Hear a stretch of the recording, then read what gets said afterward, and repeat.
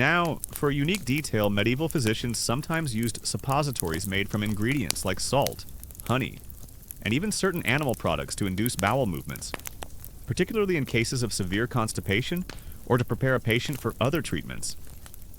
Imagine the conversation, yes, we've tried the oral purgatives, but I think we need to go a different route. It's a reminder that medieval medicine was nothing if not resourceful, even when it came to the most intimate of treatments. You just have to laugh, or perhaps wince, at the thought. Historians still debate the actual efficacy and long-term health consequences of widespread purging. While some mild purgatives might have offered temporary relief for constipation, the more aggressive treatments often led to dehydration, electrolyte imbalance, and severe discomfort, potentially weakening an already ill patient. It's a complex question, trying to understand how a practice that seems so harmful could have persisted for so long, suggesting that perhaps the perceived benefits, or the lack of better alternatives, outweighed the obvious drawbacks in the minds of medieval practitioners and patients alike. Beyond purges, sweating was another common method for expelling humors, particularly those associated with heat and moisture. You might be wrapped in heavy blankets, placed in a heated room, or given diaphoretic herbs, those that induce sweating like elderflower or chamomile. The idea was to cook out the bad humors, allowing them to escape through the pores of your skin. It was a gentler approach than bleeding or purging, but still aimed at actively removing perceived imbalances. Then there were the enemas, or clysters, administered to introduce liquids into the rectum, often to cleanse the lower bowel or to introduce medicinal substances. These could be simple water or herbal infusions, designed to soften stool or to deliver a targeted dose of medicine directly to the intestines. It was another method of internal cleansing, a way to manipulate the humors residing in the lower body. Think about the sheer sensory experience of being a patient in this era. The smells of various herbs, the pungent odors of bodily fluids, the taste of bitter concoctions, the feeling of a leech on your skin, or the violent spasms of purging. It was a far cry from the antiseptic, almost odorless environment of a modern hospital. Your senses would be constantly assaulted, a constant reminder of your vulnerability and the often unpleasant nature of healing. The medieval apothecary played a crucial role in all of this, preparing the various emetics, purgatives, and herbal remedies. They were the pharmacists of their day, skilled in identifying, harvesting, and compounding a vast array of natural ingredients. Their shops would have been filled with the aroma of dried herbs, spices, and various animal and mineral substances, a fascinating, if sometimes unsettling, blend of scents. The concept of contraries was also central to treatment. If you had a hot and wet illness like a fever, you would be treated with cold and dry remedies. If you were cold and dry, you'd receive hot and wet treatments. This applied not just to medicines, but also to diet, environment, and even clothing. It was a systematic approach, a logical extension of the humoral theory, even if the underlying premise was flawed. For instance, if you were suffering from a cold disease, you might be prescribed warming spices like ginger and cinnamon, and advised to stay in a warm, dry room. It's a bit like trying to fix a leaky faucet by adjusting the temperature of the entire house. Consider the role of diet in this broader context. We touched on it earlier, but it's worth reiterating that food was seen as medicine, a powerful tool for manipulating the humors. Certain foods were considered hot or cold, wet or dry, and your physician would meticulously prescribe a diet tailored to your specific humoral imbalance. Eating the wrong foods could exacerbate your condition, while the right ones could aid in your recovery. It was a constant culinary calculation, a gastronomic balancing act. Historians still debate the extent to which medieval medical practices, despite their theoretical flaws, might have inadvertently contributed to public health through emphasis on hygiene, albeit rudimentary, dietary advice, and the careful observation of patient symptoms. While the treatments themselves were often ineffective or harmful, the focus on overall lifestyle and environmental factors, however misguided in their reasoning, sometimes aligned with practices that would later be recognized as beneficial. It's a subtle point, but it suggests that even flawed systems can sometimes stumble upon positive outcomes. Beyond the internal treatments, external applications were also common. Poultices, made from mashed herbs, bread, or other substances, would be applied to the skin to draw out bad humors or to reduce inflammation. Ointments and salves, often made with animal fats and medicinal plants, were used to soothe skin conditions or to provide warmth or coolness to affected areas. These were often messy, sometimes smelly, but believed to be effective ways of manipulating the humors from the outside in. Think about the psychological aspect of these treatments. In a world where illness was often seen as a punishment or a mysterious affliction, the act of actively doing something, however unpleasant, offered a sense of control and hope. The dramatic effects of purging or bloodletting, the visible expulsion of fluids, could be deeply reassuring. A tangible sign that the badness was leaving your body. It's a powerful psychological tool. Even if the physiological benefits were minimal or negative, the development of medical knowledge during this period was slow, often relying on the rediscovery and translation of ancient texts, particularly from Greek and Arabic scholars. Universities began to emerge as centers of medical learning, but the curriculum was heavily rooted in the works of Hippocrates and Galen. Innovation, in the modern sense, was rare. Interpretation and application of existing knowledge were paramount. It's a bit like being given a very old, very complex instruction manual and being told to build a spaceship, without being able to question the fundamental principles. One of the more peculiar and thankfully less common practices was the use of cautery, which involved burning the skin with a hot iron to create a wound. This was believed to draw out humors, or to seal off a source of infection. It was an extreme measure, incredibly painful, and highly prone to infection, but it was sometimes employed for persistent ailments, or to create a ceton, a permanent opening in the skin to allow for continuous drainage. It makes a leech bite seem positively delightful, doesn't it? As you consider the vast array of medieval treatments, you realize that the obsession with leeches and bloodletting was just one facet of a much larger, more complex medical landscape. It was a world where every bodily fluid, every sensation, every environmental factor was meticulously analyzed through the lens of humoral theory, and every treatment, from the most violent purge to the gentlest herbal poultice, was designed to restore that elusive, vital balance. So, as you drift deeper into the quietude of the night, you carry with you the understanding that medieval people, faced with the mysteries of disease, developed a comprehensive, if ultimately flawed, system of medicine. They were not foolish. They were rational within their own framework, striving to heal and understand in a world that offered few easy answers. And in their efforts, however strange they may seem to us now, they laid some of the earliest foundations for the scientific inquiry that would eventually transform medicine. It's a humbling thought, isn't it? That even in their missteps, they were paving the way for our modern understanding. As the echoes of medieval purges and poultices fade into the quietude of your mind, you might find yourself wondering about the hands that performed these often unpleasant, yet vital, medical procedures. Who were these healers? Were they learned physicians poring over ancient texts, or something else entirely tonight? We turn our gaze to a figure who was both your hair cutter and your surgeon, a man wielding sharp tools for everything from a simple shave to a life-saving incision, the medieval barber surgeon. Imagine stepping into a bustling street, the air thick with the scent of wood smoke, damp earth, and perhaps a faint, metallic tang. You see a shop, easily recognizable by its distinctive pole, a red and white spiral, often topped with a brass basin. This isn't just a place to get a trim. This is where you go for a tooth extraction, a wound dressing, or, as we've discussed, a good old-fashioned bloodletting. This is the domain of the barber surgeon, a practical, often gruff but indispensable member of your medieval community. You've got a persistent ache in your side, or perhaps a festering wound from a minor accident. You don't seek out a cloistered scholar. You seek out the man with the sharpest blades and the steadiest hands.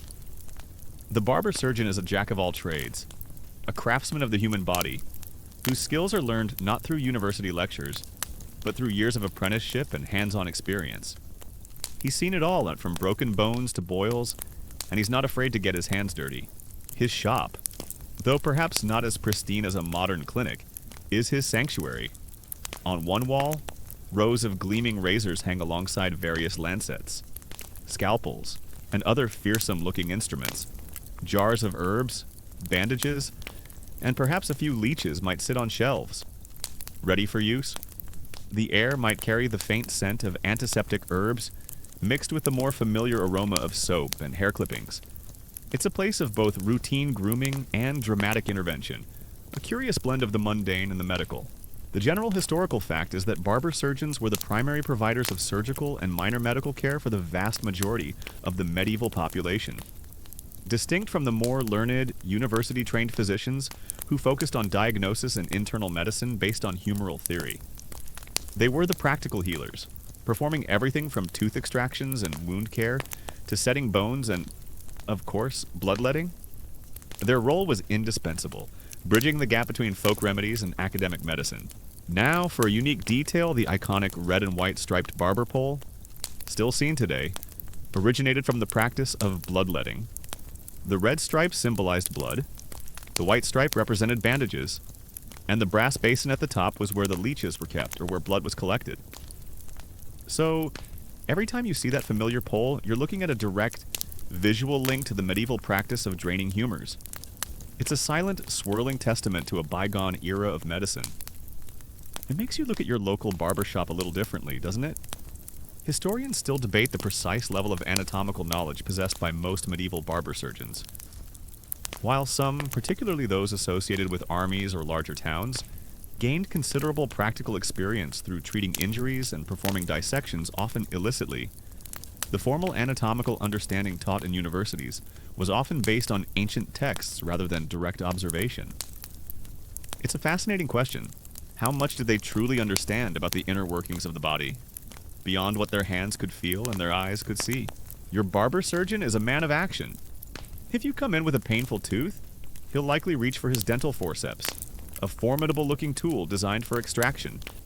There's no anesthetic beyond perhaps a strong drink or a prayer. You brace yourself, clench your fists, and with a grunt and a tug, the offending tooth is out. The relief, though perhaps accompanied by considerable pain and bleeding, is immediate. It's a brutal but often effective solution to a common medieval ailment. For wounds, whether from a fall, a brawl, or an occupational hazard, the barber surgeon is your first stop. He'll clean the wound, perhaps with wine or vinegar, both believed to have antiseptic properties, and then apply salves or poultices made from herbs. If the wound is deep, he might stitch it with needle and thread. A delicate operation performed without proper lighting or magnification. Infection, of course, is a constant threat, and many a patient succumbed not to the initial injury, but to the subsequent putrefaction. Setting broken bones is another of his specialties. With a keen eye and strong hands, he'll manipulate the fractured limb back into alignment, often with a jarring snap that makes you wince. Then he'll apply splints made from wood or stiffened leather, binding them tightly to immobilize the limb. It's a skill born of necessity, honed by countless accidents and falls. The success rate, of course, varied, and many a limb healed crooked or never fully recovered. Think about the sheer courage, or perhaps desperation, required to undergo such procedures. You are putting your life, or at least your limb, into the hands of a man whose primary tools are sharp metal and brute force. There's no sterile environment, no pain relief, and often, no second chances. Yet, for the medieval person, this was simply the way things were. It was a world where pain was an inescapable part of life, and survival often depended on enduring it. The social standing of the barber surgeon was somewhat ambiguous. They were often seen as craftsmen, distinct from the more educated physicians, and their work was considered manual labor. Yet, their practical skills were undeniably valuable, and they often commanded respect within their communities. They were often members of guilds, regulating their trade and ensuring a certain standard of practice, however rudimentary. It's a testament to the importance of practical skills in a society where formal education was a luxury. In times of war, barber surgeons played a crucial role on the battlefield. Tending to the wounded, they would follow armies, performing amputations, extracting arrows, and staunching bleeding. Their experiences in these brutal environments often provided them with a unique, if grim, education in anatomy and trauma care. Imagine the scene: the cries of the wounded, the smell of blood and fear, and the barber surgeon, working tirelessly amidst the chaos, his hands stained with the grim realities of war. Hey guys, tonight we're stepping back, way back, to a time when the very air you breathed felt different. When the world was a tapestry woven with beliefs that would make your modern mind reel. We're going to explore a period where your health wasn't just about pesky little germs, but about a grand cosmic balance within you. A delicate dance of four vital fluids that dictated your very being. Imagine waking up with a cough, not thinking of a virus, but of an excess of cold, wet phlegm, clinging to your lungs like morning mist. Or perhaps a sudden burst of anger wasn't just a bad mood, but a fiery surge of yellow bile, simmering just beneath your skin. It's a world where a simple headache could be a sign of something far more profound, a misalignment of your inner universe. And let's be honest, you probably wouldn't survive a week in this era without a major health crisis. So consider this a very safe, very comfortable journey from your cozy bed. So before you get comfortable, take a moment to like the video and subscribe, but only if you genuinely enjoy what I do here. And if you're listening, drop a comment with your current location and local time. It's always fascinating to see where everyone is tuning in from. Now dim the lights, maybe turn on a fan for that soft background hum, and let's ease into tonight's journey together. The distinction between physicians and barber surgeons was often quite stark. Physicians, trained in universities, focused on diagnosis and internal medicine, relying on humoral theory and prescribing remedies. They rarely, if ever, touched a patient directly. Considering such manual labor beneath their dignity, barber surgeons, on the other hand, were the ones who actually performed the invasive procedures. It's a bit like the difference between a modern medical doctor and a highly skilled, but uncertified emergency medical technician who also cuts hair on the side. You find yourself in the heart of the medieval world, a place where the very concept of illness is fundamentally different from anything you've ever known. Forget everything your doctor told you about bacteria and viruses. Those microscopic invaders are centuries from being discovered. Here, your body is a microcosm of the universe, governed by the same elemental forces that shape the world around you. This is the age of humoral theory, a medical philosophy so deeply ingrained, so utterly pervasive, that it shapes every aspect of health, sickness, and even personality. It's not just a theory, it's the air you breathe, the food you eat, the very way you understand yourself. This division of labor sometimes led to tensions and rivalries, with physicians looking down on the barber surgeons as mere craftsmen, and barber surgeons often resenting the physician's theoretical knowledge without practical application. Yet, both were essential to the functioning of medieval healthcare, each filling a distinct, if sometimes overlapping, niche. At the core of this belief system are four fundamental humors: blood, phlegm, yellow bile, also known as choler, and black bile or melancholy. Each humor is associated with a pair of qualities hot or cold, and wet or dry. Blood, for instance, is hot and wet, linked to spring, air, and the sanguine temperament, cheerful, optimistic, and courageous. Phlegm, on the other hand, is cold and wet, associated with winter, water, and the phlegmatic temperament, calm, rational, and perhaps a little sluggish. Yellow bile is hot and dry, tied to summer, fire, and the choleric temperament, passionate, ambitious, and prone to anger. And finally, black bile is cold and dry, linked to autumn, earth, and the melancholic temperament, thoughtful, introspective, and sometimes prone to sadness. Consider the tools of the trade. Beyond lancets and forceps, barber surgeons might use cautery irons, remember those from the last chapter, the ones that burn the skin, probes for exploring wounds, and various knives for incisions. These instruments were often passed down through generations, well used and perhaps a little rusty, but familiar and trusted. The very sight of them would have instilled a mix of fear and hope in the patient. Your health, your very disposition, is believed to be a direct reflection of the balance of these four humors within your body.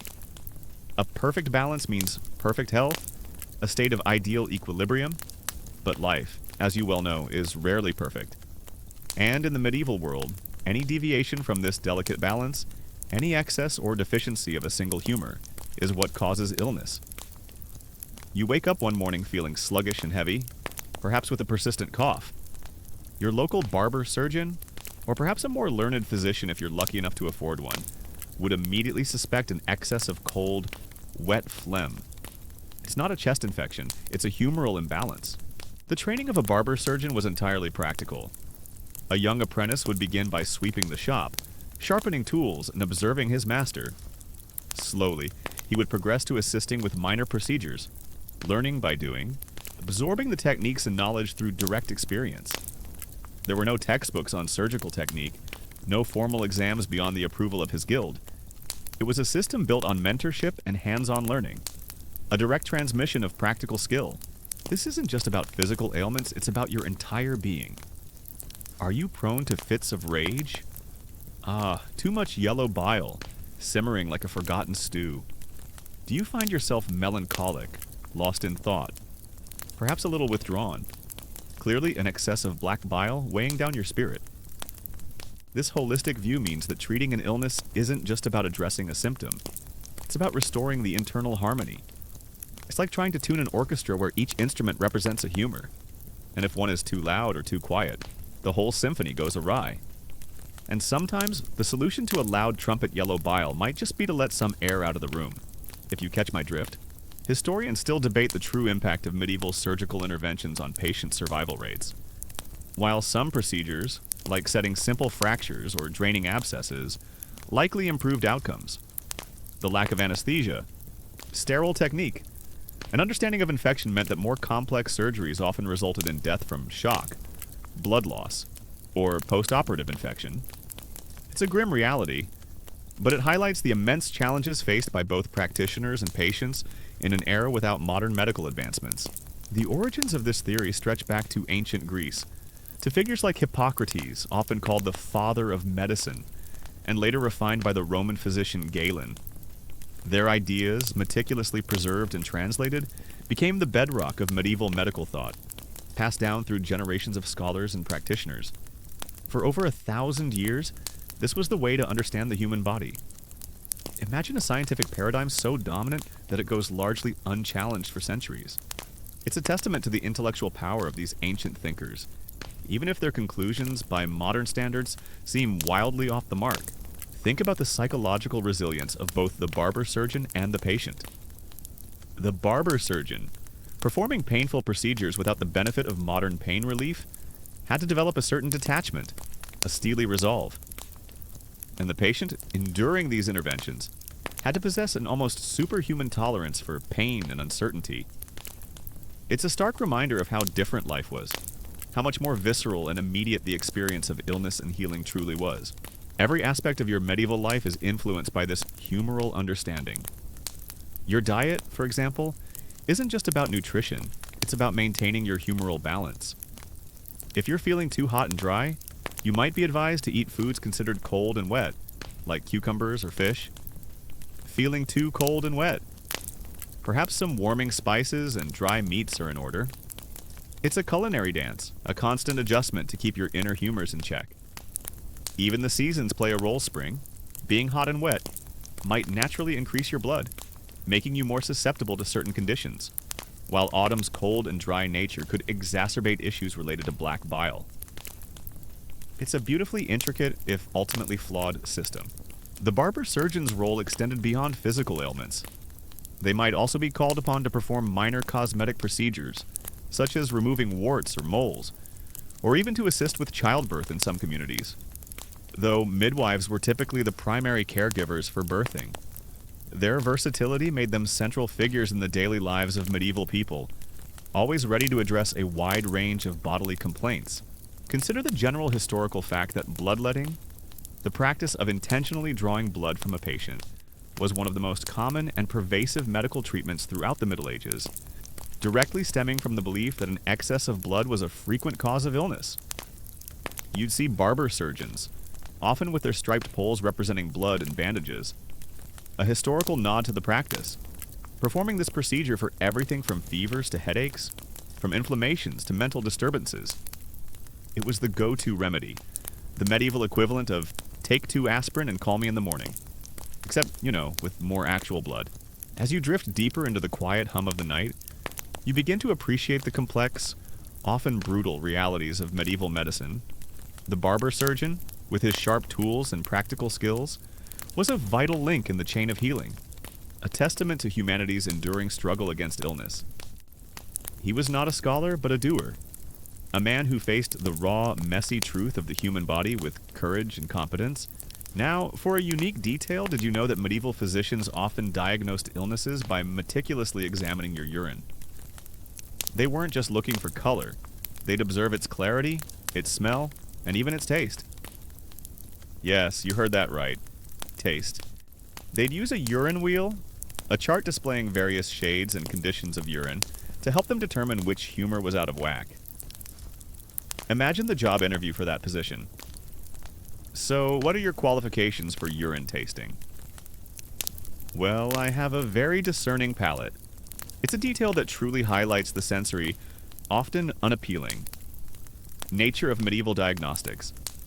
It makes you appreciate the sterile lab tests of today, doesn't it? So, as the imagined clang of a barber surgeon's basin fades, and the scent of antiseptic herbs gives way to the gentle aroma of your own comfortable bed, you carry with you the image of this indispensable figure. He was a man of his time, limited by its knowledge, but driven by the same fundamental desire to alleviate suffering that motivates healers today. And in his calloused hands, you see the distant, rudimentary beginnings of modern surgery, a long and winding path from the barber's pole to the operating theater. It's a journey that reminds us how far we've come, and how much we owe to those who bravely, if sometimes clumsily, blazed the trail. The concept of temperament is another fascinating outgrowth of humoral theory. You weren't just a person, you were a sanguine, a phlegmatic, a choleric, or a melancholic, or some combination thereof.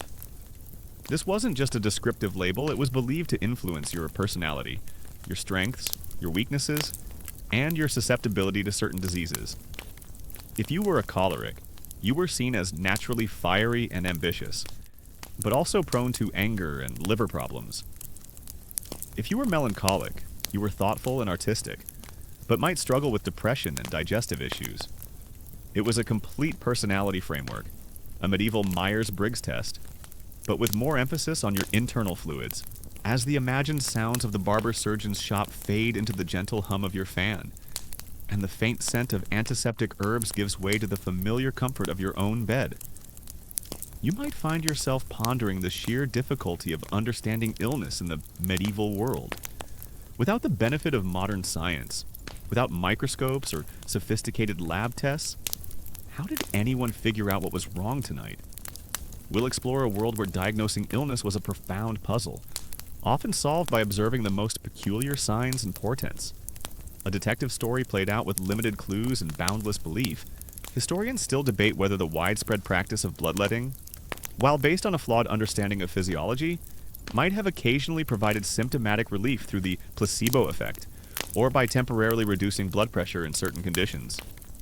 It's a tricky question because while we know the underlying theory was incorrect, the human body is complex, and sometimes, even an illogical intervention can have an unexpected, albeit temporary, impact.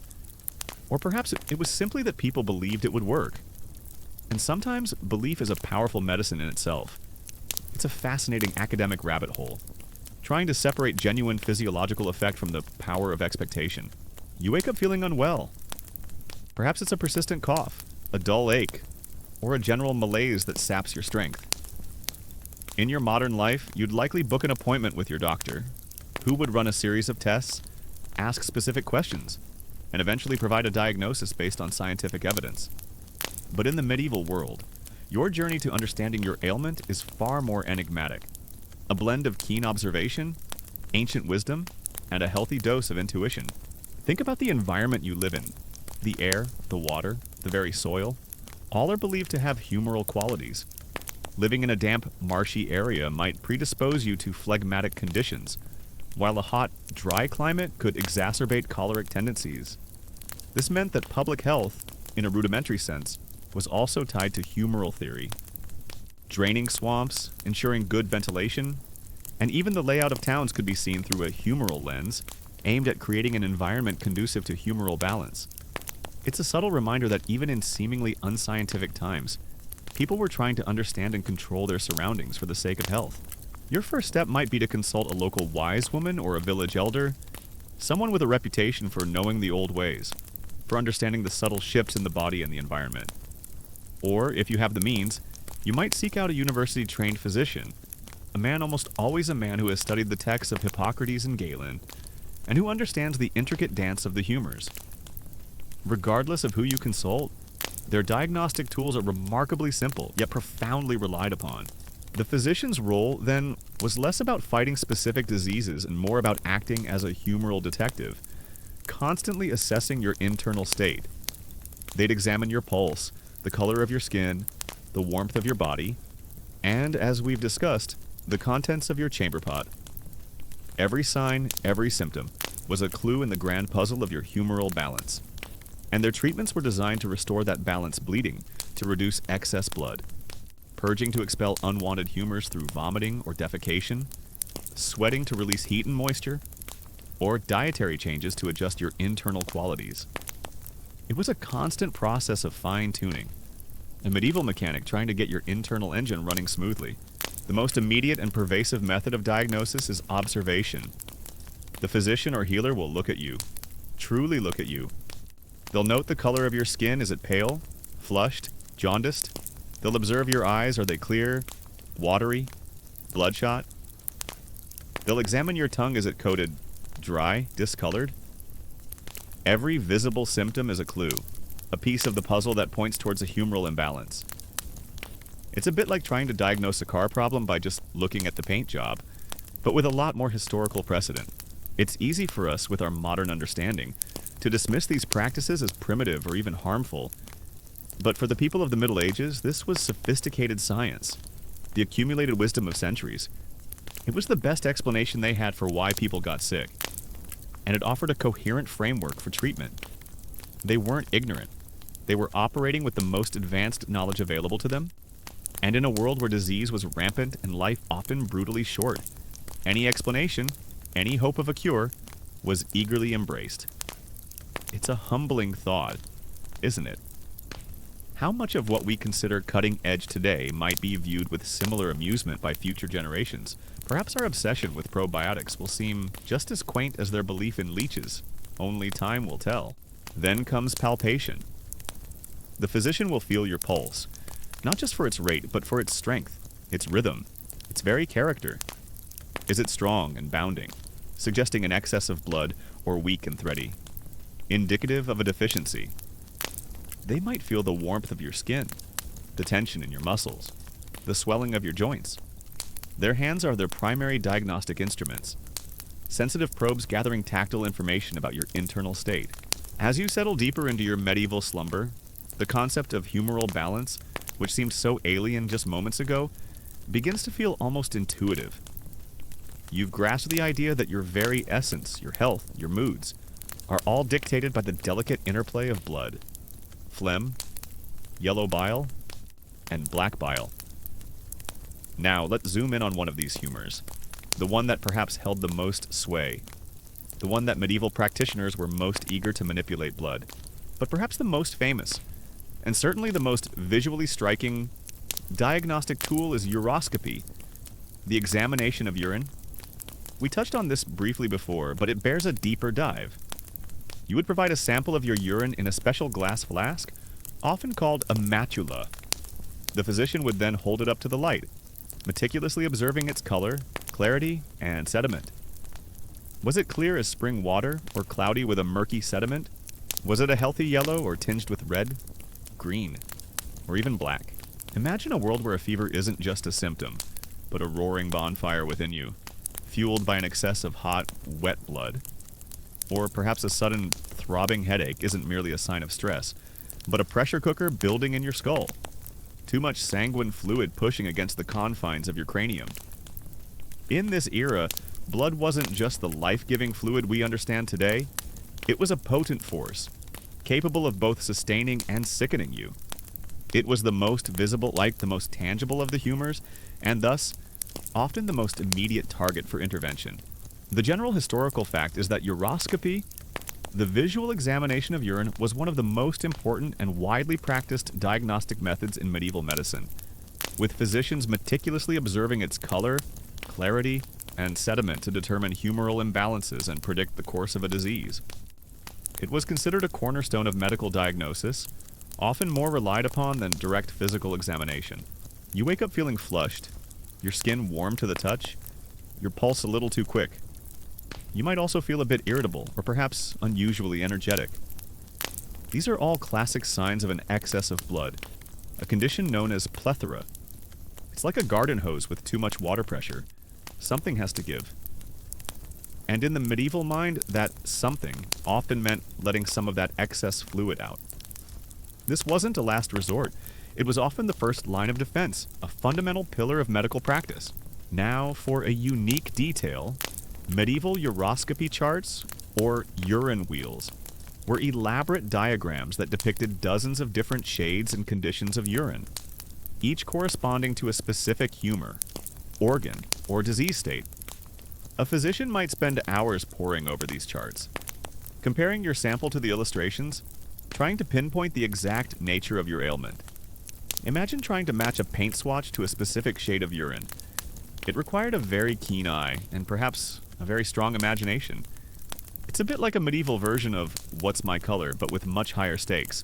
The rationale was simple: if too much blood causes illness, then removing some of it will restore balance. It's a beautifully logical, albeit tragically misguided conclusion. You see, in a world without germ theory, without an understanding of circulation beyond a basic ebb and flow, this made perfect sense. Blood was seen as being produced by the liver from the food you ate, constantly replenishing and potentially accumulating. If you were robust, well-fed, and perhaps a bit too sedentary, you were ripe for plethora. And if you were ripe for plethora, you were ripe for bloodletting.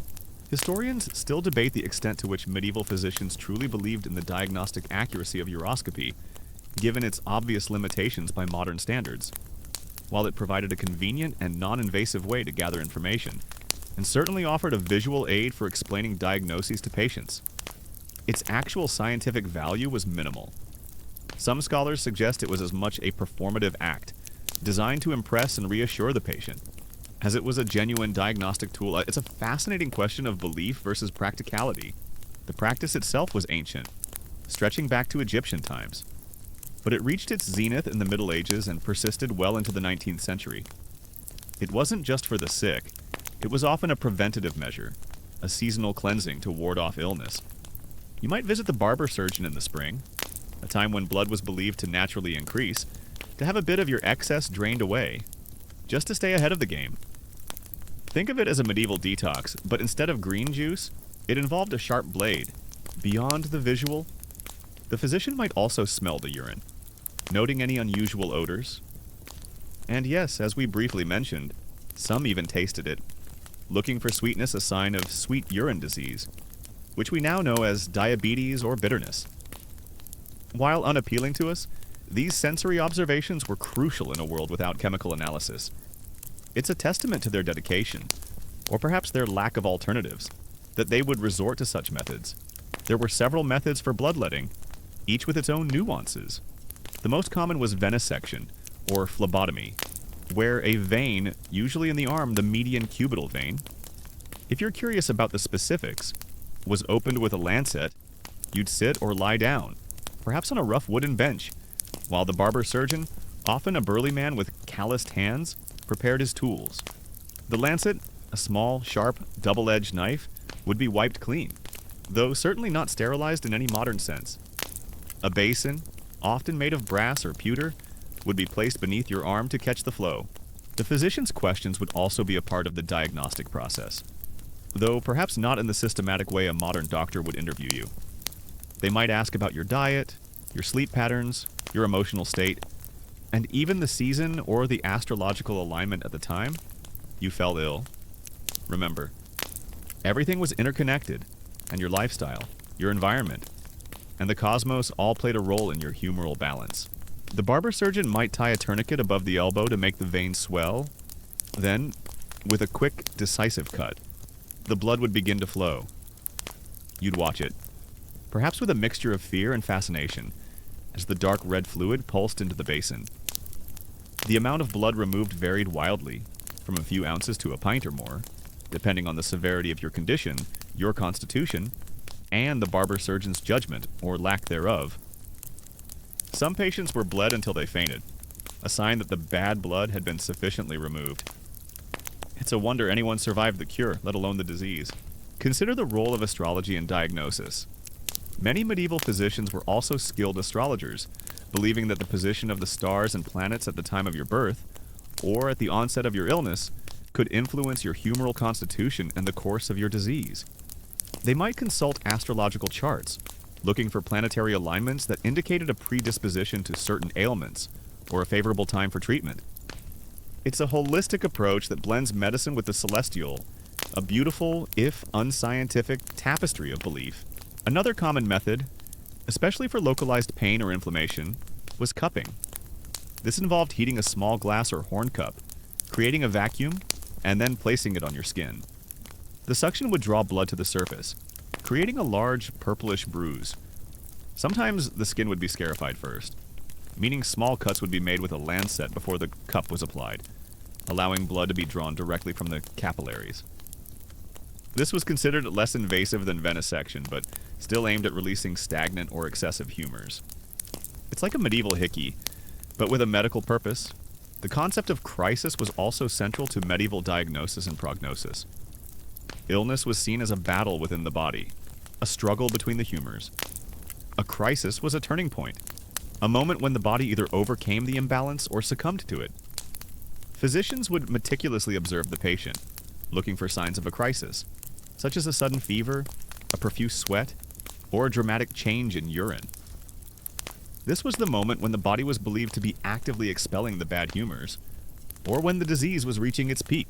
And then, of course, there were the leeches. We'll delve deeper into these fascinating creatures in the next chapter, but suffice it to say, they were a popular, if squirming, alternative to the lancet. They were particularly favored for delicate areas or when a gentler, more continuous bleeding was desired. Imagine the sensation of a dozen or so slimy, segmented worms latching onto your skin, slowly engorging themselves with your blood. It's not exactly a spa treatment, is it? Think about the psychological impact on you, the patient. You're sick, you're vulnerable, and you're relying on a system of knowledge that is both deeply complex and profoundly mysterious.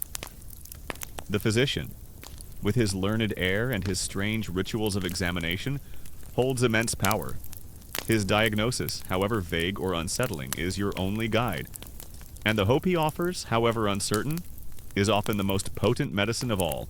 The general historical fact here is that bloodletting was not only widely practiced, but was considered a sophisticated and essential medical procedure, often prescribed for a vast array of ailments, from pneumonia and fevers to mental illness and even simple headaches. It was so ingrained that even well into the Enlightenment, figures like George Washington were subjected to extensive bloodletting in their final hours, a testament to its enduring, if misguided, legacy. It wasn't just a folk remedy, it was mainstream medicine. The medieval physician's diagnostic process was often a slow, deliberate affair. Unlike the rapid-fire tests of today, it might involve multiple visits, prolonged observation, and a careful consideration of all the subtle signs.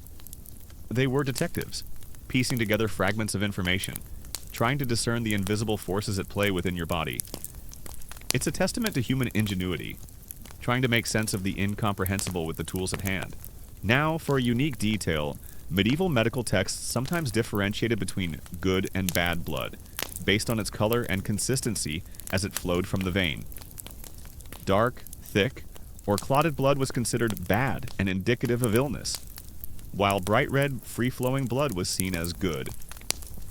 This observation, of course, had no basis in actual pathology, but it provided a visual cue for practitioners, reinforcing their belief that they were actively purging harmful substances from the body. Imagine the barber surgeon nodding sagely as a particularly dark stream emerged, convinced he was saving your life. It's a bit like reading tea leaves, but with higher stakes. The distinction between prognosis and diagnosis was also important. Diagnosis was about identifying the current state of humoral imbalance. Prognosis was about predicting the future course of the disease, whether you would recover, and how long it would take. This was often based on the physician's experience, the severity of your symptoms, and, again, astrological considerations. A good prognosis was a source of great comfort, while a bad one could lead to despair.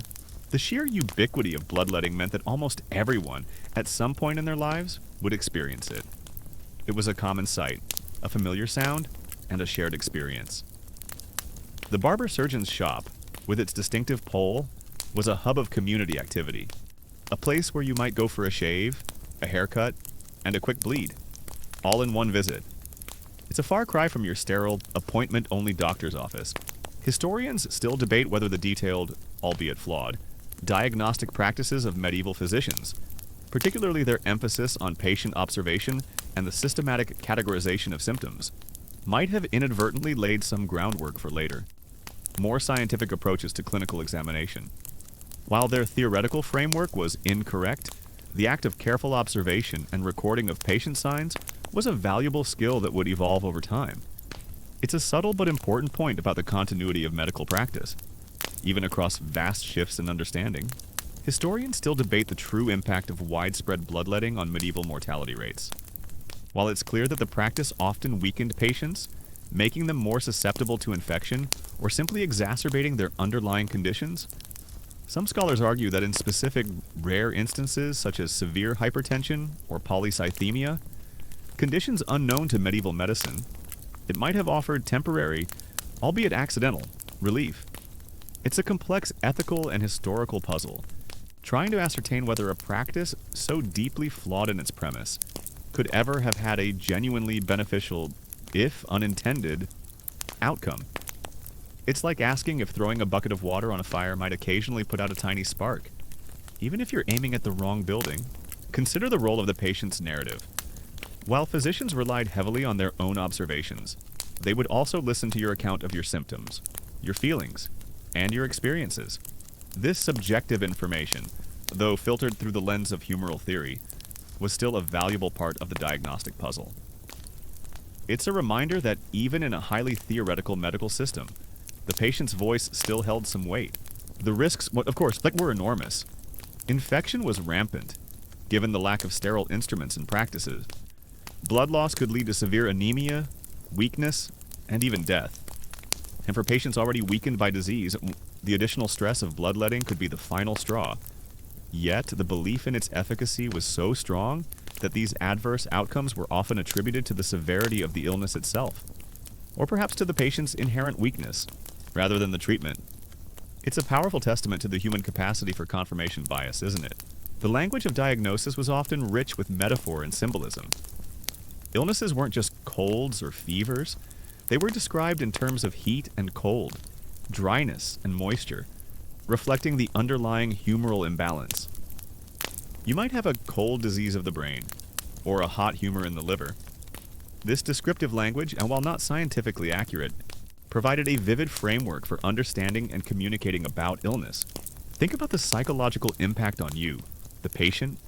You're sick, you're scared, and the most learned people in your community are telling you that this procedure, however uncomfortable it is your best hope. The act of seeing the bad blood leave your body, the temporary relief that might come from a drop in blood pressure, or simply the powerful placebo effect of a dramatic intervention, could all contribute to a feeling of improvement. It's a potent cocktail of fear, hope, and the power of suggestion. The diagnostic process was also influenced by social status. Wealthy patients might have access to more learned physicians, who could afford to spend more time on diagnosis and who had a wider array of texts and tools at their disposal. The poor, on the other hand, might rely on local healers, barber surgeons, or folk remedies. Their diagnoses often more practical and less theoretically complex. It's a stark reminder of the inequalities inherent in medieval society, even when it came to something as fundamental as health. Even the timing of bloodletting was meticulously planned, often based on astrological alignments. Certain days, certain phases of the moon, or the position of specific planets were believed to be more auspicious for the procedure. This interwoven belief system, combining medical theory with celestial mechanics, highlights how holistic and interconnected medieval thought truly was. Your body wasn't just a physical entity, it was part of a grand cosmic dance, influenced by forces far beyond your immediate perception. It's a charming, if scientifically unsound, way to approach healthcare. As you drift deeper into the quiet hum of the night, you begin to appreciate the immense challenge of diagnosing illness in a world without modern science. The medieval physician, with his limited tools and his profound belief in humoral theory, was a detective of the body, piecing together clues from urine, pulse, and observation. He was a man of his time, operating within the boundaries of its knowledge, but driven by the same fundamental desire to understand and alleviate suffering. The tools of the trade were often kept in special cases, sometimes beautifully crafted, reflecting the importance of the barber-surgeon's craft. Lancets, scarificators for cupping, and various basins would be part of their portable kit, ready to be deployed at a moment's notice.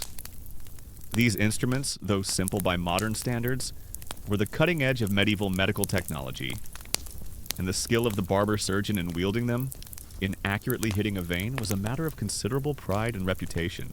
So, as the imagined scent of ancient herbs and the faint glow of a urine matula fade from your mind, you carry with you the understanding that diagnosis in the Middle Ages was a complex, often mysterious art. It was a testament to human ingenuity, trying to make sense of the invisible forces that govern health and disease. And in their peculiar methods, you see the distant, rudimentary beginnings of clinical examination, a long and winding path from the urine wheel to the MRI scanner. It's a journey that reminds us how far we've come, and how much we owe to those who bravely, if sometimes clumsily, sought to unlock the secrets of the ailing body. As you drift further into this historical dream, you start to understand the profound faith placed in bloodletting. It wasn't just a treatment, it was a ritual, a symbolic act of purification and rebalancing. It was a concrete action in a world where many illnesses seemed to strike randomly and without explanation. And in the absence of effective alternatives, it offered a tangible sense of control over the unpredictable forces of disease. It's a reminder that sometimes the most powerful medicine is the one that offers hope, even if that hope is built on a foundation of misunderstanding. As the intricate dance of medieval diagnosis fades from your consciousness, and the faint glow of the urine matula gives way to the deep shadows of your room, you're left with a profound sense of what it must have been like to be the patient. Tonight, you will feel the apprehension as you lay on a rough cot, hoping that the next treatment, however strange or uncomfortable, would finally bring relief to your suffering. A silent plea in a world where answers were scarce and pain was a constant companion. So, as the last drops of imagined blood fall into the basin, and the barber surgeon carefully bandages your arm, you feel a strange mix of relief and exhaustion. The fever might still rage, the headache might still throb, but in your mind, and in the mind of your medieval practitioner, a crucial step has been taken. The humors are being brought back into line, the balance is being restored, and for now, that is enough. You are the patient. You've endured the meticulous observations, the pulse taking, the examination of your urine, perhaps even the unsettling taste test. You've listened to the physician's pronouncements, phrased in the arcane language of humors and astrological influences. Now the time for action has arrived. You lie there, perhaps on a straw mattress, covered by coarse wool blankets, the chill of the medieval air seeping into your bones, or perhaps the oppressive heat of a fever making every breath a struggle, as the phantom sensation of a freshly bandaged arm fades, and the echoes of the barber-surgeon's lancet recede into the quiet corners of your mind. You find yourself drifting towards a different, perhaps even more peculiar, aspect of medieval healing. We've explored the dominance of blood and the various ways it was extracted, but now prepare to meet the unsung heroes, or perhaps the squirming villains of medieval medicine, the leeches. The treatments begin. Perhaps it's a bloodletting, the sharp prick of the lancet, the warm gush of blood into a basin, leaving you feeling weak and lightheaded. Or maybe it's the unsettling sensation of leeches, slowly engorging themselves on your skin. A creeping, drawing pressure that promises relief but delivers discomfort. You might be given a bitter emetic, designed to induce violent vomiting, leaving you retching and drained, your stomach convulsing as it expels what the physician believes are harmful humors. Or a powerful purgative, sending you repeatedly to the privy, your body racked with cramps, desperate for the cleansing to end. Imagine a small, segmented creature, dark and glistening, wriggling gently in a glass jar. It's not a pet, nor is it a curiosity for a naturalist. This is a miniature medic, a living, breathing tool in the medieval physician's arsenal, ready to latch onto your skin and with a silent, determined effort, restore harmony to your ailing medieval body. The very thought might send a shiver down your spine. But in this era, the leech was not merely tolerated, it was revered, a symbol of natural healing, a testament to the belief that sometimes the most effective remedies were found in the most unexpected places. Think about the sheer vulnerability of your position. You are entirely at the mercy of your healer, trusting in their knowledge, however limited by modern standards. There's no second opinion readily available, no internet to research alternative treatments, no patient advocacy groups. Your hope rests solely on the hands and wisdom of the person standing over you, their face perhaps grim with concentration, or perhaps radiating a quiet confidence that is itself a form of medicine. You've just been diagnosed with a localized inflammation, perhaps a swollen joint or a persistent headache that bloodletting from the arm hasn't quite alleviated. Your practitioner, with a thoughtful hum, suggests a more targeted approach. He reaches for a jar, and there they are, Hirudo medicinalis, the medicinal leech, plump and ready for duty. These aren't just any leeches, they're specifically cultivated or collected from clean, fresh waters. Their therapeutic properties well known and highly valued. The general historical fact is that medieval patients, lacking modern medical knowledge and effective pain relief, often endured highly invasive and uncomfortable treatments with remarkable stoicism, driven by a profound belief in humoral theory and the authority of their healers, and a desperate hope for recovery. Their resilience was born of necessity. In a world where illness was a constant, often fatal, threat, the process begins. The area of your skin where the leech is to be applied is cleaned, perhaps with a bit of warm water, to encourage the leech to attach, then with a pair of forceps, or sometimes simply with the practitioner's fingers. A leech is carefully placed on your skin. You feel a strange, almost ticklish sensation as it explores, searching for a suitable spot. Its suckers, one at each end of its body, are equipped with tiny, sharp jaws, like miniature saws, that make a Y-shaped incision. It's surprisingly painless at first, thanks to the anesthetic properties in its saliva. It's a bit like getting a very slow, very deliberate, and very slimy kiss. Now, for a unique detail, patients in medieval hospitals or infirmaries, particularly those run by monastic orders, often received spiritual care alongside their physical treatments. Confession, prayer, and even last rites were considered integral to the healing process, addressing the soul as much as the body. Imagine a monk murmuring prayers over you as a barber surgeon prepares his lancet, a blend of the sacred and the surgical, a testament to the holistic approach to well-being in that era. It's a reminder that healing was not just a physical endeavor, but a spiritual one too. Once attached, the leech begins to feed. It slowly, steadily, engorges itself with your blood, expanding like a small, dark balloon. The beauty of the leech, from a medieval perspective, lies in its precision and its unique salivary secretions. Unlike the crude cut of a lancet, the leech releases anticoagulants, preventing the blood from clotting, and vasodilators, widening the blood vessels to ensure a steady flow. This means that even after the leech detaches, which it does naturally once full, usually after 20 minutes to an hour, the wound continues to bleed for some time, providing a sustained, gentle bloodletting. This post-feeding bleed was often considered as important as the blood drawn by the leech itself. Further purging the bad humors, historians still debate the psychological coping mechanisms employed by medieval patients to endure such painful and often ineffective treatments. Was it sheer religious faith, a deep-seated stoicism, or perhaps a powerful placebo effect derived from the dramatic nature of the interventions? It's a complex area of study, trying to understand the inner world of individuals facing suffering without the comforts and knowledge we take for granted today. The general historical fact is that leeches were extensively used for a wide range of conditions, particularly for localized inflammation, swelling, and even for cosmetic purposes, like reducing bruising around the eyes. Their use wasn't limited to the Middle Ages. They saw a massive resurgence in the 19th century, with millions of leeches being imported and used across Europe for various medical conditions. A testament to their perceived efficacy and the enduring nature of bloodletting theories. It's a practice that truly spans millennia. The pain, of course, is undeniable.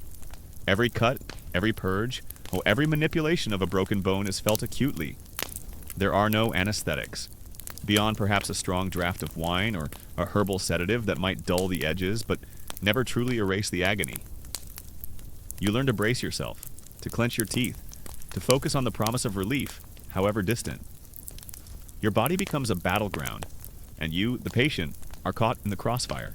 Now, for a unique detail, medieval leech collectors, often known as leech gatherers, would sometimes use their own legs to attract leeches in ponds and marshes.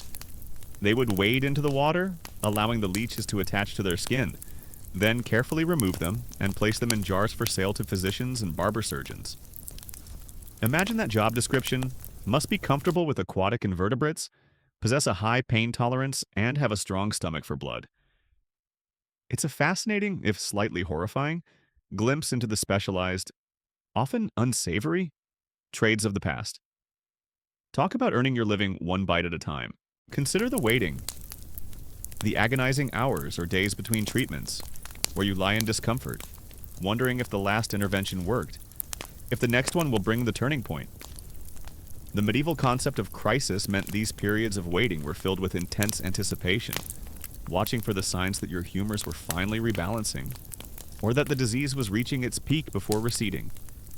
Every cough, every ache, every shift in your body's temperature is scrutinized, a desperate search for a sign of improvement. Historians still debate the extent to which the use of leeches, beyond the immediate bloodletting, might have had actual, albeit unintended, therapeutic effects due to the bioactive compounds in their saliva, such as hirudin, a potent anticoagulant. While medieval practitioners didn't understand the chemistry, some modern medical applications of leeches in reattachment surgeries to prevent blood pooling suggest a serendipitous benefit beyond just blood removal. It's a complex puzzle trying to separate the placebo from the pharmacological, especially when the science was so rudimentary. The smells of the sick room are pervasive, the scent of unwashed bodies, of stale air, of various herbal remedies, and perhaps the unpleasant odor of bodily fluids from purging. These are not the sterile, clinical smells of a modern hospital. They are the raw, visceral aromas of illness and human vulnerability. Your senses are constantly assaulted, a constant reminder of your precarious state. The appeal of leeches, compared to venesection, was multifaceted. They were perceived as gentler, less frightening than a sharp blade, and could be applied to areas where a lancet might be too dangerous or impractical, such as near the eyes or on delicate skin. They also offered a continuous, slow bleed, which was sometimes preferred for certain conditions. It was a more natural form of bloodletting, perhaps less violent and more in tune with the body's own rhythms. Or so the thinking went. Your family, if you have one, hovers nearby, their faces etched with worry. They might offer comfort, bring you food prescribed by the physician, of course, and to aid your humoral balance, or simply sit in silent vigil. Their presence is a source of solace, a connection to the world outside your sickbed, but also a mirror reflecting your own fear and uncertainty. After the leech has had its fill and detached, a small Y-shaped wound remains, which might bleed for several hours. This persistent oozing was seen as a positive sign, indicating a thorough cleansing. The leech itself, now bloated with blood, would often be discarded, though sometimes they were kept and forced to regurgitate their meal, a process known as purging the leech, so they could be reused. It's a rather grim recycling program, isn't it? The diet is often bland, designed to be easily digestible and to avoid further upsetting your humors. Broths, thin gruels, and specific herbs might be all you consume for days or weeks. It's a far cry from the comforting meals you might crave. But it's part of the prescribed path to recovery, a rigorous discipline for your ailing body. Think about the sheer volume of leeches used. In some periods, demand was so high that certain species became endangered in parts of Europe due to overcollection. This created a thriving international trade in leeches, with vast quantities being shipped across continents to supply the insatiable demand of medical practitioners. It's a reminder that even seemingly simple medical practices could have significant ecological and economic impacts. Think about the psychological toll of prolonged illness. In a world without effective antibiotics or pain management, many diseases dragged on for weeks or months, slowly draining your strength and your spirit. The constant discomfort, The uncertainty of recovery and the fear of death would weigh heavily on your mind. It's a test of endurance, both physical and mental. The types of leeches used were primarily Hirudo medicinalis, but other species were also employed, depending on availability and local knowledge. Practitioners developed an intimate understanding of leech behavior, knowing how to store them, how to encourage them to feed, and how to remove them if they became too stubborn. It was a specialized skill, passed down through apprenticeship and practical experience. The patient's voice, while perhaps not central to the physician's diagnosis, was still heard. You would describe your symptoms, your pains, your feelings.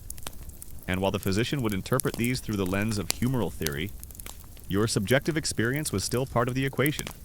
It's a reminder that even in a highly authoritative medical system, the human element, the personal narrative of suffering, still held a place. The use of leeches wasn't without its risks. Infection, though perhaps less common than with a lancet, was still a concern, especially if the wound wasn't properly cared for.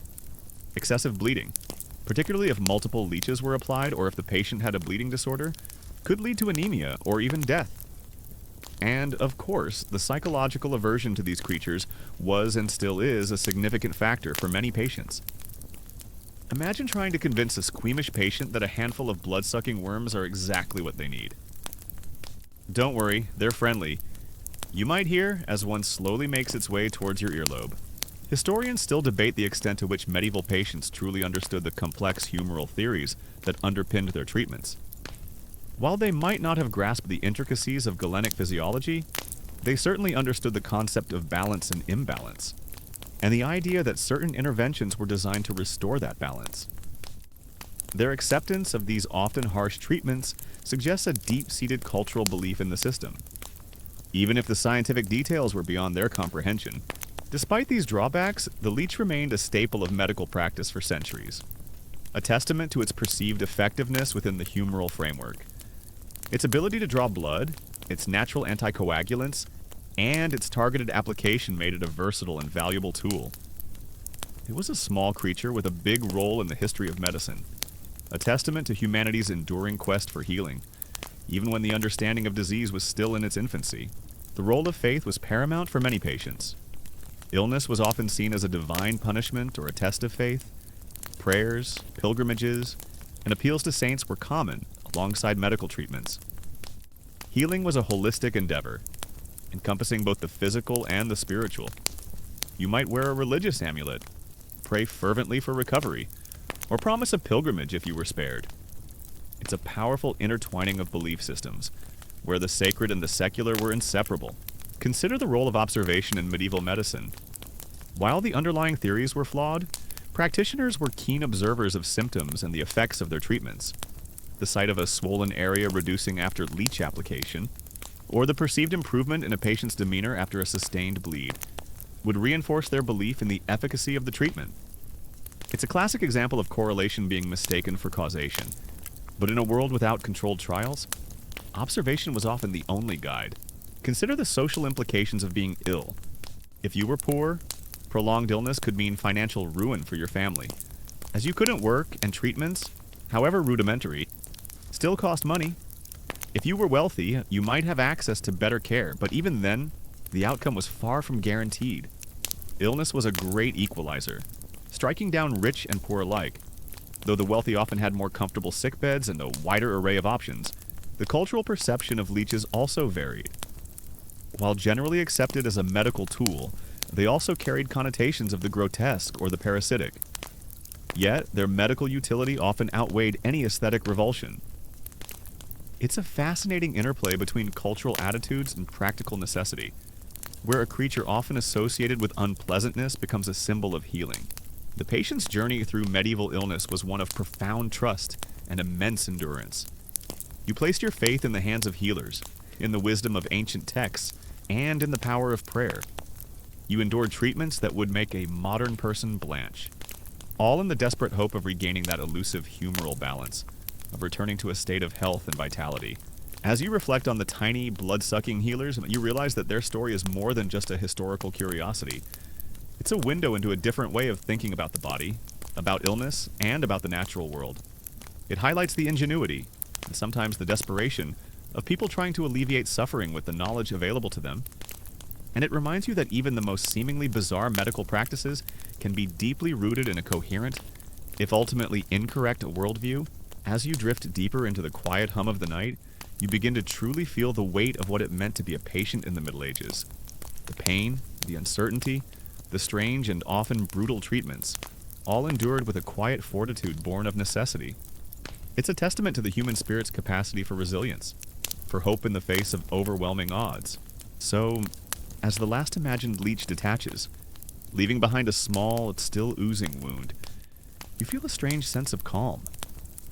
The discomfort was temporary, the belief in its benefit profound, and in the quiet hum of the night, you can almost hear the faint, rhythmic pulse of the medieval world, where even the smallest creatures played a vital role in the grand, ongoing drama of life and health. It's a testament to the enduring human spirit, always seeking, always striving, even when the path is murky and the tools are, well, a little slimy. So, as the imagined rough cot fades beneath you, and the distant murmur of medieval prayers gives way to the soft sounds of your own peaceful sleep, you carry with you the understanding of the patient's plight. It was a journey of profound vulnerability, but also of unwavering hope, a testament to the enduring human desire for healing, no matter the cost. And in their quiet suffering, you see the universal human experience of illness, transcending time and medical understanding, a poignant reminder of our shared fragility and our endless quest for well-being. As the quiet echoes of the medieval sick room fade, and the patient's stoic endurance gives way to the peaceful rhythm of your own breathing, you might find yourself wondering if all medieval healing was so stark, so visceral. Was there no gentler path, no softer touch in a world so seemingly harsh tonight? We'll delve into the whispered knowledge of plants and the quiet power of charms, woven into the very fabric of medieval healing, a world where nature's bounty and ancient beliefs offered solace and hope. As the gentle hum of the night envelops you, and the image of the diligent leech slowly recedes from your mind's eye, you might be tempted to think that medieval medicine was all about blood. But oh, how wrong you would be. While bloodletting, in its various forms, certainly held a dominant position, the medieval practitioner's toolkit stretched far, far beyond. Prepare to delve into a world of concoctions, purges, and practices that might make your modern stomach churn. A testament to the ingenuity and sometimes the sheer desperation of a world grappling with illness without the benefit of germ theory or advanced diagnostics. You've undergone the bloodletting, perhaps endured a purge, and the barber surgeon's blade has done its work. But what about the daily aches, the lingering coughs, the subtle anxieties that plague the human spirit? For these, as and for much more, medieval people turned to the earth itself, to the vast pharmacopoeia of herbs, and to the comforting embrace of superstition and folk wisdom.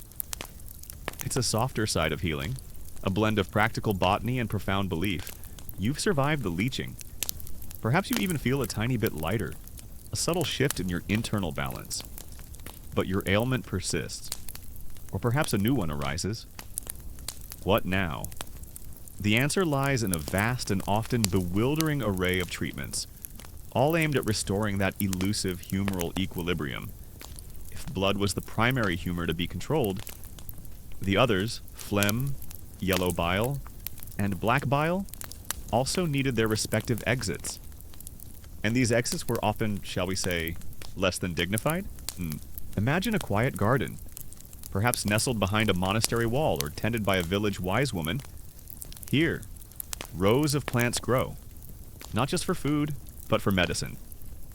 This is where much of medieval healing truly began, far from the learned texts of the universities or the sharp tools of the barber surgeon. This is the realm of herbal lore, knowledge passed down through generations, often by women, who understood the subtle properties of every leaf, root, and flower. Consider the concept of purging. If an excess of a humor was causing illness, then the most direct solution was to expel it from the body. This could take many forms, but the most common involved inducing vomiting emesis or diarrhea catharsis. Imagine being given a potent concoction designed to make you violently ill, to empty your stomach and bowels of whatever bad humors were thought to be festering within. It's not a pleasant thought, is it? Yet it was a common and accepted part of the healing process, a necessary evil to restore health. You come seeking a remedy for a persistent cough? The wise woman, with her gnarled hands and knowing eyes, might pluck some mullein leaves, known for their soothing properties, or gather a handful of thyme, believed to clear the lungs. She might brew them into a warm infusion, a comforting tea that, while perhaps not curing a bacterial infection, would certainly ease your discomfort and provide a sense of care. It's a gentle approach, relying on the inherent power of nature. Emetics, substances that induce vomiting, were often made from herbs like hellebore or scammony, or even mineral compounds. You'd swallow the bitter liquid, perhaps holding your nose against the pungent aroma, and then brace yourself for the inevitable. The idea was to expel phlegm or yellow bile, which were believed to accumulate in the stomach and upper digestive tract. It was a visceral, immediate action, a dramatic cleansing that left you weak, but in the medieval mindset, thoroughly purified. It's the kind of detox that makes juice cleanses look like a walk in the park. The general historical fact is that herbal medicine formed the cornerstone of everyday healthcare for the majority of the medieval population. With extensive knowledge of plants and their medicinal properties passed down through oral tradition, written herbals, and monastic practice. From common ailments to more serious conditions, plant-based remedies were the most accessible and widely used form of treatment. Then there were the purgatives, or laxatives, designed to induce bowel movements. These could range from mild herbal infusions to incredibly powerful concoctions that would ensure a thorough emptying of your lower digestive system. Rhubarb, senna, and aloes were common ingredients, often mixed with honey or other sweeteners to make them more palatable, though likely still quite unpleasant. The goal here was to expel black bile, which was thought to reside in the spleen and lower intestines, or any other humor that had settled in the bowels. It was a full-body cleanse, from top to bottom, often leaving you utterly drained. Now for a unique detail, medieval herbals, which were illustrated books detailing medicinal plants.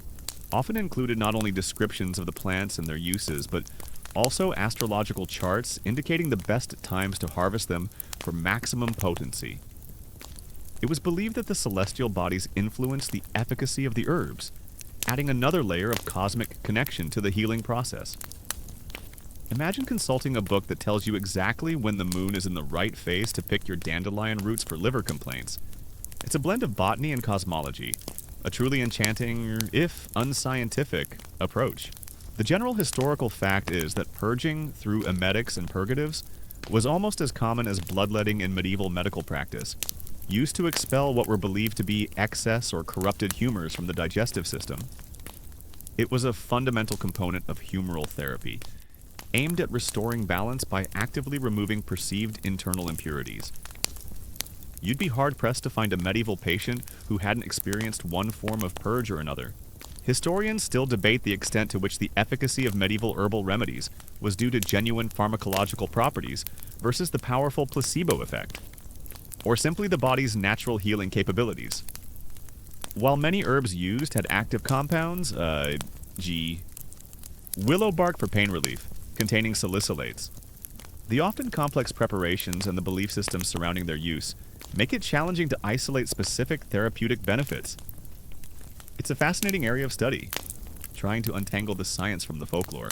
Beyond the practical application of herbs, superstition played a profound role. Illness was often seen as a spiritual affliction, a punishment for sins, or the work of malevolent spirits. Therefore, healing often involved not just physical remedies, but also charms, amulets, and prayers. You might wear a piece of coral to ward off illness, or carry a small bag of specific herbs to protect you from evil influences. These were not seen as alternatives to medicine, but as complementary practices. Addressing the spiritual dimension of health, think about the power of belief.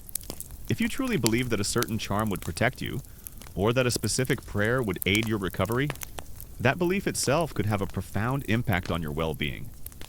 The placebo effect, though not understood by medieval people, was undoubtedly a powerful force in their healing journey. A sense of hope, a feeling of being cared for, and the conviction that a remedy would work could significantly influence your perception of pain and your path to recovery. The preparation of herbal remedies was an art form. Roots might be ground into powders, leaves steeped in hot water, flowers distilled into essences, or berries fermented into tinctures. These preparations were often precise, with specific instructions for dosage and administration. The knowledge was often guarded, passed down within families or monastic communities, making it a valuable and respected skill. Monasteries, in particular, were centers of medical knowledge and herbal cultivation. Monks and nuns meticulously tended physic gardens, growing a vast array of medicinal plants. They also copied and translated ancient medical texts, preserving and disseminating knowledge that might otherwise have been lost. Their infirmaries provided care for the sick, often relying heavily on herbal remedies and spiritual comfort. It's a testament to their dedication to both faith and healing. Consider the concept of sympathetic magic, where effects like, for example, a plant with heart-shaped leaves might be used to treat heart ailments, or a yellow plant might be used for jaundice. While scientifically unsound, this intuitive connection between appearance and function was a common thread in folk medicine. It's a charming, if misguided, way of categorizing and utilizing nature's bounty. The use of animal products and remedies was also common, though perhaps less appealing to modern sensibilities. Dried animal parts, ground bones, or even animal excrement were sometimes incorporated into poultices or ingested, believed to possess specific healing properties. Remember that crocodile dung sunscreen we talked about? While that was ancient Egyptian, the spirit of using unusual animal products persisted. It's a reminder that medieval medicine was truly a blend of the familiar and the bizarre. Historians still debate the ethical implications of some medieval folk remedies, particularly those involving potentially harmful substances or practices that might have been exploited by charlatans. While many healers genuinely sought to alleviate suffering, the lack of regulation and scientific understanding meant that patients were vulnerable to ineffective or even dangerous treatments. It's a complex ethical landscape, trying to judge past practices by modern standards. The role of the wise woman or cunning folk in rural communities was crucial. These were often older women, respected for their knowledge of herbs, their ability to deliver babies, and their understanding of local ailments. They were the first line of defense for many villagers, offering practical advice and remedies that were accessible and affordable. They were the community healers, often blending practical medicine with spiritual guidance. Think about the sheer variety of plants available, from common garden herbs like mint and rosemary to wild growing plants like comfrey and plantain. The medieval landscape was a living pharmacy. Knowledge of these plants was essential for survival, not just for food, but for health. Children would learn to identify them from a young age, understanding their uses and their dangers. The concept of signatures was also important in herbal lore. This was the belief that God had marked plants with sign signatures indicating their medicinal uses. For example, a plant with lung-shaped leaves might be used for lung ailments, or one with a red sap might be used for blood disorders. It was a divine guide to nature's pharmacy, a way of interpreting God's will in the natural world. Charms and amulets were not just for protection against illness. They were also used to promote fertility, ensure safe childbirth, or ward off bad luck. They were often inscribed with prayers, religious symbols, or magical words, worn close to the body, or hung in homes and stables. They provided a sense of agency and control in a world that often felt unpredictable and dangerous. The intertwining of medicine and religion was profound.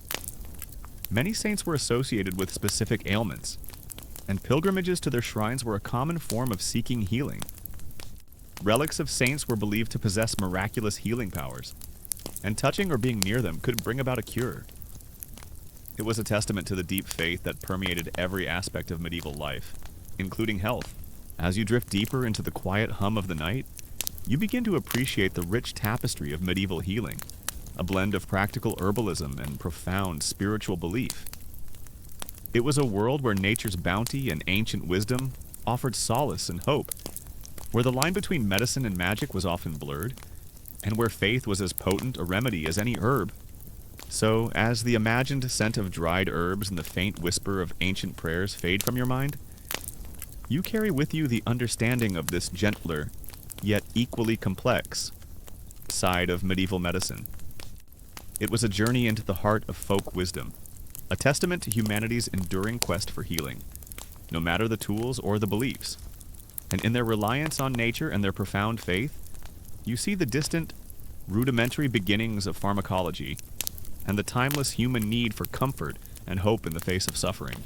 As the gentle whispers of herbal lore and ancient prayers fade into the quiet hum of your night, and the comforting presence of the wise woman's garden recedes, you might find yourself wondering, did this system, so deeply rooted in tradition and belief, ever change? Was there a moment when the medieval mind began to question the humors, the leeches, and the astrological charts tonight? We witnessed the first faint flickers of a new understanding, as centuries of tradition slowly began to yield to observation and a different kind of logic. A quiet revolution stirring in the shadows of the old world.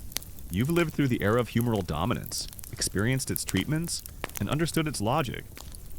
But as the centuries turned, a subtle shift begins to occur, almost imperceptibly at first.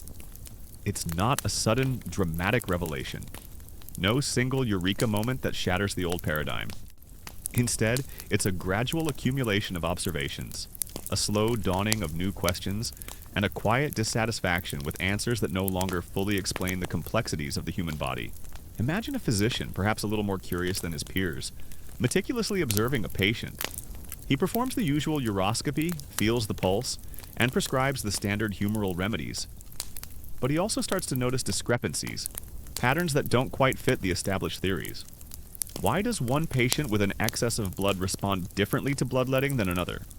Why do some herbal remedies work, and others, despite their supposed properties, seem to do nothing at all? These are the quiet doubts that begin to chip away at the monolithic structure of humoral medicine. The general historical fact is that while humoral theory remained dominant throughout the Middle Ages, the seeds of its eventual decline were sown through increasing emphasis on anatomical study, empirical observation, and the questioning of ancient authorities, particularly during the late medieval period and the early Renaissance. This gradual shift laid the groundwork for a more evidence-based approach to medicine, even if the full revolution was centuries away. Now for a unique detail, one of the earliest challenges to purely theoretical anatomical understanding came from artists. Not just physicians, Renaissance artists, driven by a desire for realistic depiction of the human form, often performed their own dissections, sometimes illicitly, to better understand muscles, bones, and organs. Their detailed anatomical drawings, like those of Leonardo da Vinci, provided visual evidence that sometimes contradicted the long-held text-based anatomical knowledge derived from Galen, who had primarily dissected animals, not humans. Imagine an artist, brush in hand, inadvertently becoming a pioneer of anatomical accuracy, simply by trying to paint a better elbow. It's a beautiful intersection of art and science. Historians still debate the precise tipping point at which empirical observation began to consistently outweigh adherence to ancient medical texts in the minds of the most forward-thinking medieval and early Renaissance physicians. Was it the sheer accumulation of contradictory evidence, the influence of new philosophical movements, or simply a growing confidence in direct experience over inherited wisdom? It's a complex intellectual evolution, not a simple switch. The rediscovery of ancient Greek and Roman texts, particularly during the Renaissance, was a double-edged sword. While it brought back lost knowledge, it also reinforced the authority of figures like Galen, whose theories, though brilliant for their time, were based on limited human dissection and observation. However, within these very texts, and through the process of translation and commentary, scholars sometimes found inconsistencies or passages that encouraged direct observation. It was a slow process of internal critique, using the very tools of the past to forge a path to the future. The rise of universities, while initially reinforcing traditional medical education, also created environments where scholars could gather, debate, and eventually question. While the curriculum remained heavily Galenic, the sheer intellectual ferment of these institutions allowed for new ideas to slowly take root. It was a slow-burning fire, gradually warming the rigid structures of established thought. One of the most significant developments, albeit still limited, was the increasing practice of human dissection. While often taboo and sometimes illegal, particularly early on, the desire to understand the body directly began to grow. Physicians and even barber surgeons would occasionally gain access to cadavers, often executed criminals, to perform dissections. These were often public spectacles, drawing crowds, But for the medical observer, they offered an invaluable, if gruesome, opportunity to see the internal workings of the human body firsthand. Imagine the shock of seeing an organ that didn't quite match the description in Galen's texts, or a vessel that seemed to defy the established understanding of blood flow. These moments of direct contradiction, however small, were powerful. They were the cracks in the dam, allowing tiny trickles of new knowledge to seep through, slowly undermining the foundations of the old system. The advent of printing, in the mid-15th century, played a crucial, though indirect, role.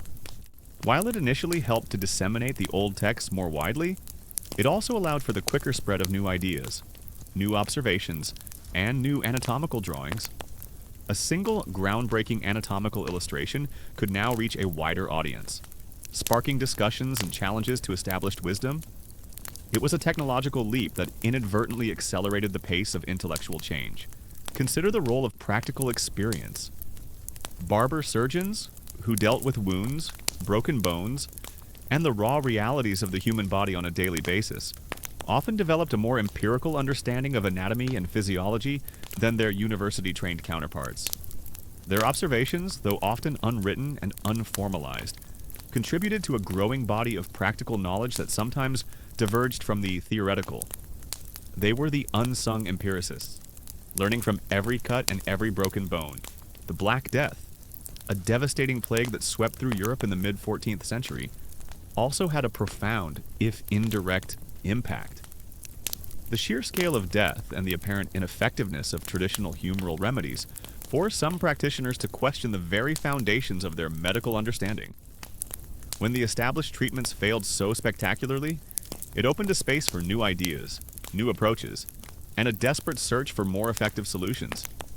It was a brutal catalyst for change, forcing a reevaluation of what it meant to heal. Historians still debate the extent to which the concept of contagion began to emerge and gain acceptance in the late medieval period, even without a germ theory.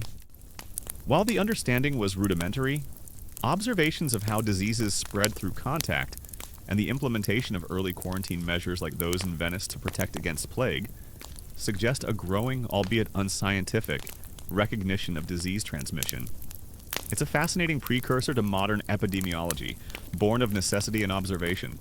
The emphasis on clinical observation began to grow. Instead of just relying on ancient texts, some physicians began to keep detailed records of their patients' symptoms, the course of their illnesses, and the effects of their treatments. This systematic approach, however basic, was a crucial step towards a more evidence-based medicine. It was the beginning of data collection, a slow and painstaking process, but one that would eventually transform medical understanding. Think about the courage it took to question centuries of established wisdom. To stand against the authority of Galen, whose words were almost sacred, required immense intellectual bravery. These early pioneers, few and far between, were often met with skepticism, ridicule, or even accusations of heresy. Yet their quiet persistence, their dedication to what they observed with their own eyes, slowly began to shift the tide.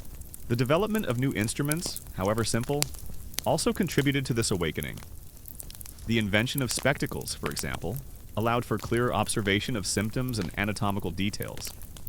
While not a microscope, it was a step towards enhancing human perception, a small but significant technological advance that aided empirical study. The shift was also cultural. The Renaissance, with its renewed interest in humanism and the natural world, fostered an environment where inquiry and direct observation were increasingly valued. The focus shifted from abstract philosophical debates to a more tangible engagement with the physical world, including the human body. It was a broader intellectual movement that provided fertile ground for medical innovation. Consider the role of anatomy theaters, which began to emerge in universities in the late medieval and early Renaissance periods. These were dedicated spaces for public dissections, where students and scholars could witness the inner workings of the human body firsthand. While still relatively rare, these theaters symbolized a growing commitment to empirical study and a recognition of the importance of direct anatomical knowledge. The concept of disease entities also began to slowly emerge, moving away from the purely humoral explanation of illness. Instead of just an imbalance of humors, some began to categorize specific diseases based on their distinct symptoms and courses. This was a long and arduous process, But it was a crucial step towards modern nosology, the classification of diseases. As you drift deeper into the quiet hum of the night, you begin to appreciate the slow, painstaking process of medical evolution. It wasn't a sudden burst of light, but a gradual awakening, a slow turning of the tide from ancient authority to direct observation. The seeds of modern medicine were sown in these quiet moments of questioning, these subtle shifts in perspective, these brave acts of looking with fresh eyes. So, as the imagined shadows of the old world begin to thin, and the faint glow of new understanding illuminates the path ahead, you carry with you the profound sense of this slow awakening. It was a journey of intellectual courage, of persistent observation, and of a growing faith in the power of direct experience. And in these early flickers of change, you see the distant, rudimentary beginnings of scientific medicine, a long and winding path from the ancient texts to the modern laboratory. It's a journey that reminds us how far we've come, and how much we owe to those who dared to question, to observe, and to truly see, as the faint glow of new understanding illuminates the path ahead, and the quiet revolution of observation and logic continues its slow, steady march. You find yourself at the precipice of our journey. We've traversed centuries of medical thought, from the intricate dance of humors to the pragmatic hands of the barber surgeon, from the whispered wisdom of herbs to the first brave questions that challenged ancient authority. Tonight, as we gently return to the present, ponder how these ancient beliefs, once so profoundly held, still whisper to us from the annals of medical history, leaving subtle echoes in our modern world. You've witnessed the slow awakening, the gradual chipping away at a system that had endured for over a millennium. The Renaissance, with its renewed interest in human anatomy and the power of direct observation, was a crucial turning point. Figures like Andreas Vesalius, in the 16th century, meticulously dissected human bodies and published groundbreaking anatomical atlases, like De Humani Corporis Fabrica. His detailed illustrations, born from first-hand experience, directly contradicted many of Galen's long-held anatomical truths, which, remember, were often based on animal dissections.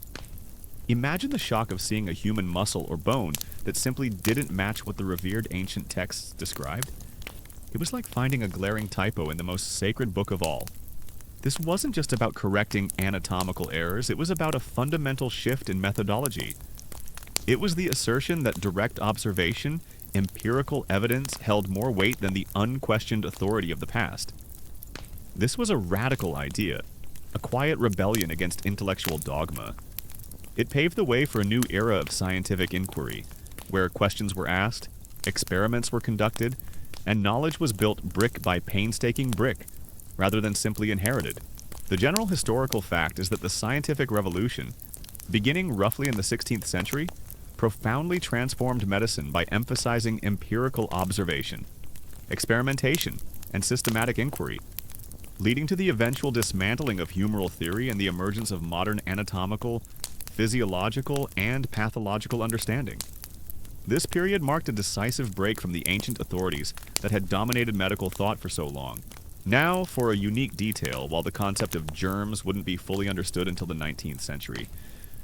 Early microscopists in the 17th century, like Antony van Leeuwenhoek, were already observing animal cools, tiny living creatures, in water, plaque, and other substances. They didn't connect these observations to disease, but their work provided the first tantalizing glimpses into a microscopic world that would eventually revolutionize our understanding of illness. Imagine peering through a crude lens and seeing a universe of unseen life, without fully grasping its implications for human health. It was a discovery waiting for its context. It makes you wonder what else we're seeing today without fully understanding its significance. Historians still debate the precise timeline and the degree of resistance encountered by early anatomical and physiological pioneers as they challenged established Galenic doctrines. While some were celebrated, others faced skepticism, professional ostracism, or even accusations of heresy, highlighting the powerful inertia of deeply ingrained intellectual traditions. It's a testament to the courage required to be truly revolutionary, to swim against the powerful currents of conventional wisdom. The understanding of blood itself underwent a dramatic transformation. In the 17th century, William Harvey, through meticulous experimentation and observation, finally described the true circulation of blood, demonstrating that it flowed in a continuous circuit throughout the body, pumped by the heart. This utterly demolished the Galenic idea of blood being constantly produced by the liver and consumed by the tissues, rendering the rationale for much of bloodletting obsolete. It was a monumental discovery, a paradigm shift that fundamentally reshaped the understanding of human physiology. Imagine the intellectual earthquake this caused, shaking the very foundations of medical belief. Yet, despite these groundbreaking discoveries, the practices of bloodletting and purging persisted for centuries. Why? Because ideas, especially deeply ingrained ones, die hard.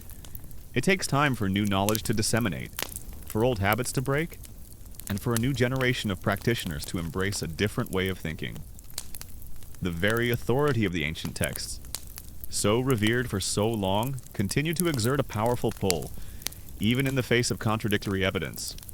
It's a sobering reminder of how resistant human nature can be to change, even when that change is for the better. The development of the microscope, though initially crude, slowly began to reveal the hidden world of microorganisms.